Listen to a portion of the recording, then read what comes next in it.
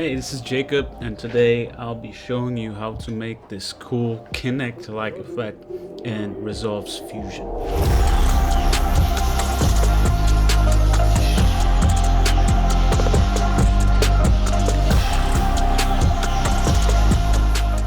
As always, if you like the channel, like what I'm doing, and especially if you have no time to replicate this, because it's probably going to take 20-25 minutes just for me to explain it to you, and it's probably going to take you an hour or two to remake it properly, you can get this file on my Patreon. You can support the channel. Your support is much appreciated. Okay, let's get into it. Let's get into replicating this effect. If you're, I use numpad to show all my stuff, and I click clips here. Okay, so I will, for Fusion presets, I use mid-flow vertical, I think, just for it to look like this. Okay, let's start with the depth map. That I like to put here, and also I like to put a color corrector in the beginnings so everything is nice. So let's show the depth map. Looks pretty good. You can of course adjust the map levels just so it works nicely for you, and for the purpose of this tutorial I'm gonna shorten everything. Was 18 plus 25 frames, 43. Okay, great. I'm gonna make everything super short just so it works. This contrast pop node is pretty nice. It could make everything inside of the glasses curve inside. Maybe that's what you don't want, but not sure. Anyway, deflicker. It works on default pretty well. Also, I will lower my resolution. Whenever you lower your resolution, your cache just disappears, which is obvious in hindsight, but just so you know, you should do it in the beginning. All right, so we're working on a quarter. And CPU is 50%, GPU 64%, just so you know. Okay, so now we do a saver node. We will do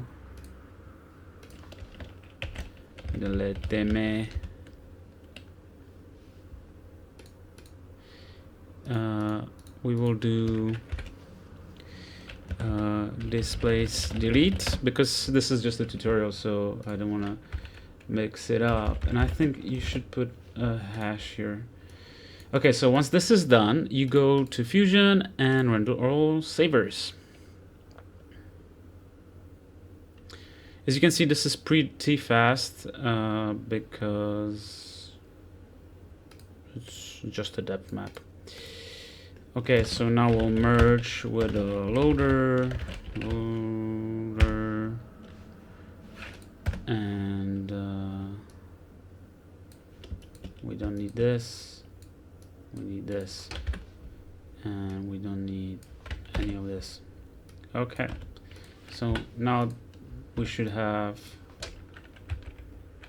loading just the XR, and this is now not rendering in the background. Let's check Task Manager again, and for some reason it's doing a whole bunch of stuff. But yeah, shouldn't be that bad now. So now we'll do image plane 3D.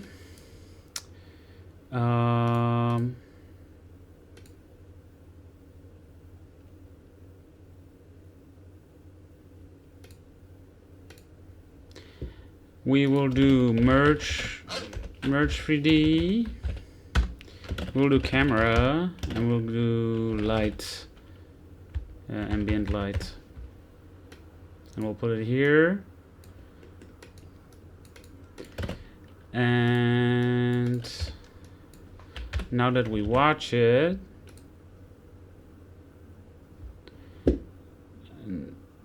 merge 3D and then render, of course, render 3D. And now that we watch it, we cannot see the image plane. So we gotta move the image plane in Z, and it's minus 1.6.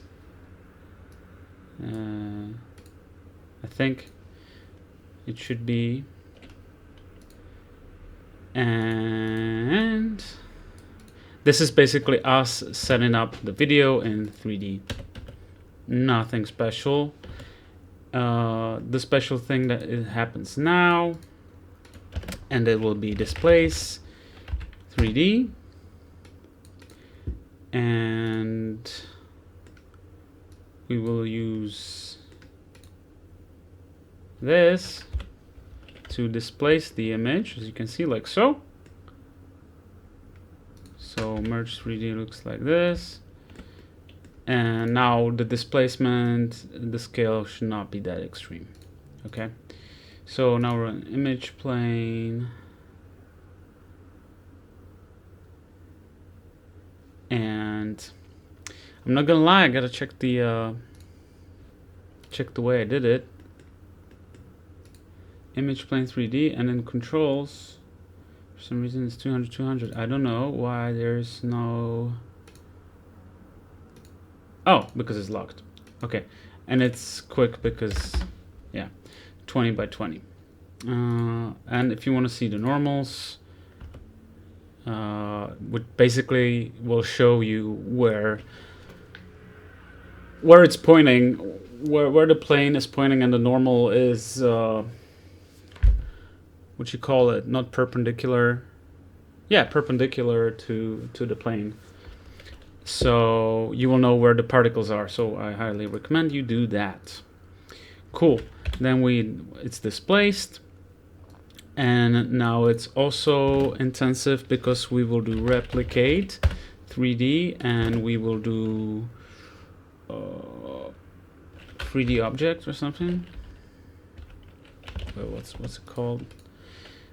Guys, not gonna lie, I am not an expert. Shape 3D. Shape 3D. Whoop, boom. All right, not through merge, but like into the pink input, I think. No, into the green input. Sorry. Into the green input it goes. Now, you can either do a super small plane, 0.001. It renders fast, which is like a pro tip. But those are basically small squares, but it renders fast. What I used in the effect was, sorry, I'm ADHD a little bit. ICO 0.001 is the size. And as you can see, with 20 subdivisions, it works well, but once you go 200 by 200 is when it actually looks good. It's a problem. All right, so we've got this, and now again we'll do a saver node. Now add a saver node. Don't forget to add a name, otherwise it's gonna render it and not save it.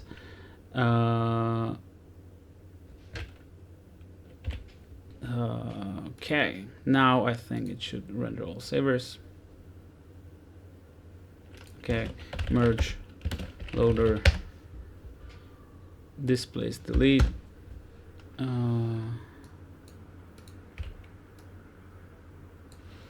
And now we've got these points that should be over the thing. Cool. We'll do background, and it will spawn another merge and a background. Control T to swap inputs. And now we've got this.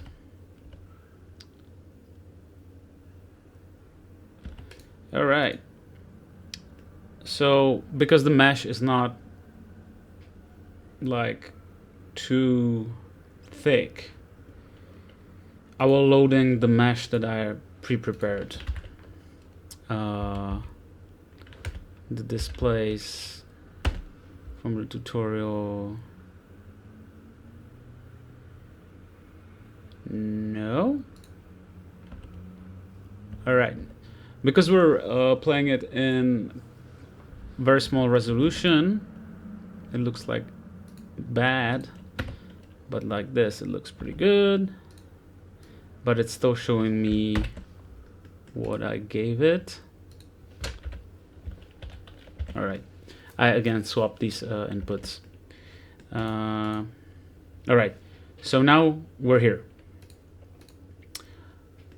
We changed this to 200 to 200 and loaded it in. All right, so now we've got this on a black background and what's it called? A depth map.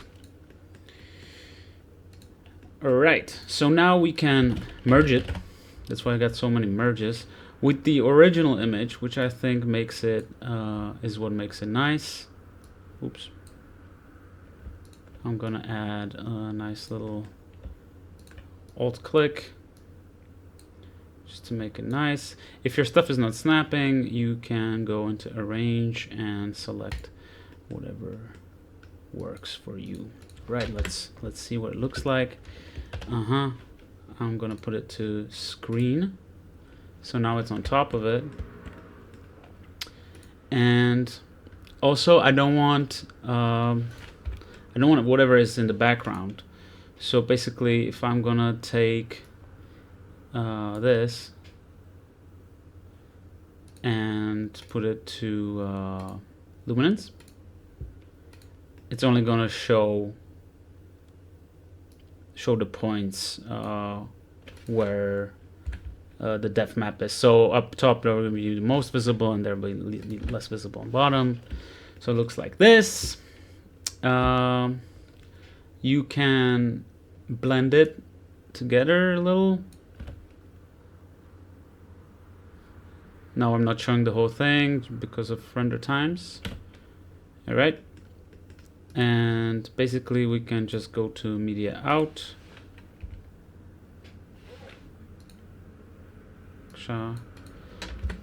where it looks like so. And also I'm lazy and I don't want it to this will probably look the same, right?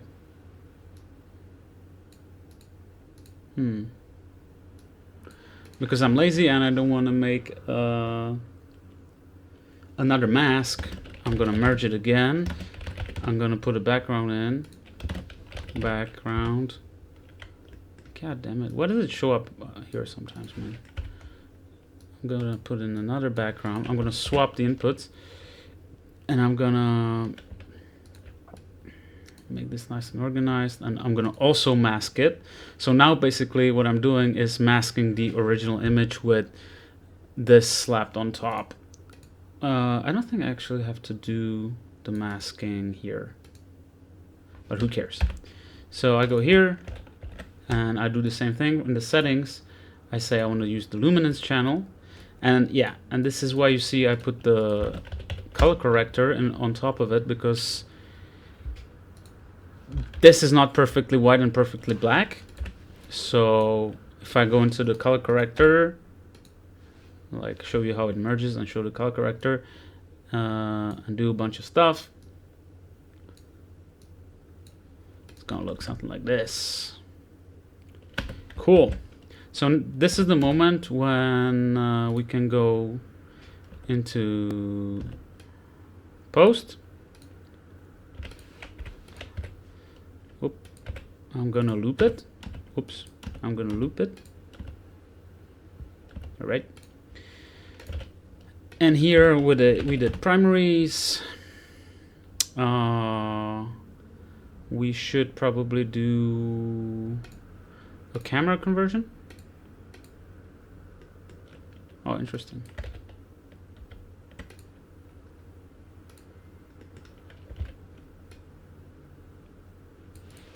Interesting. I did contrast it quite a bit, so I didn't even use the camera conversion a lot. Well, it's just the professional I am, man. So I will go with a little bit lift, a little bit gain, and a little bit of gamma. This is not the proper way to do it, but really it's very stylized, so I mean, who cares? So let's rename this and go gain, lift, gamma, gain. Cool. Now let's put on the blue effect, but I don't want to have the black background in. I want to keep my blacks clean, and I could do it with wheels, of course, but I am lazy. Now we will do glow, and we will glow. All right, and I like it quite spready, and let's see glow alone. All right, maybe it's too much. All right, I did rays before, light rays, and I like to do them at an angle and very long and not that crazy. And then I would probably like to go back in, see how this looks.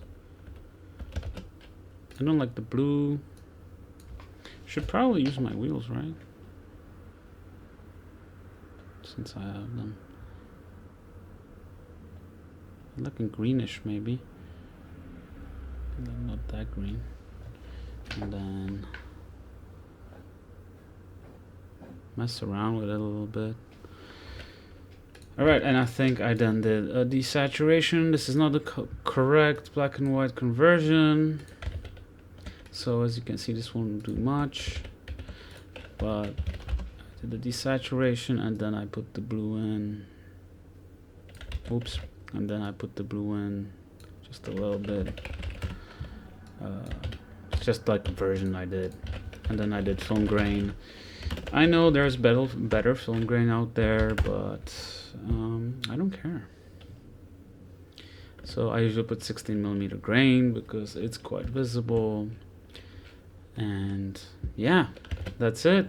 That's the effect. I think it looks pretty cool, actually. In the end of the day, it's stylized. It goes into into the edit. It's supposed to be like just a few frames, you know, maybe like a second. Just really maybe this. Like, I did not use this in an edit, just full disclosure, but I still think it's pretty cool. My PC is crashing, so thank you for watching this tutorial. Let me remind you, if you don't want to be repeating all these steps, you can go into the description, go into my Patreon, support the channel, and get the file so you can just get working immediately. Okay, thank you for watching. Goodbye.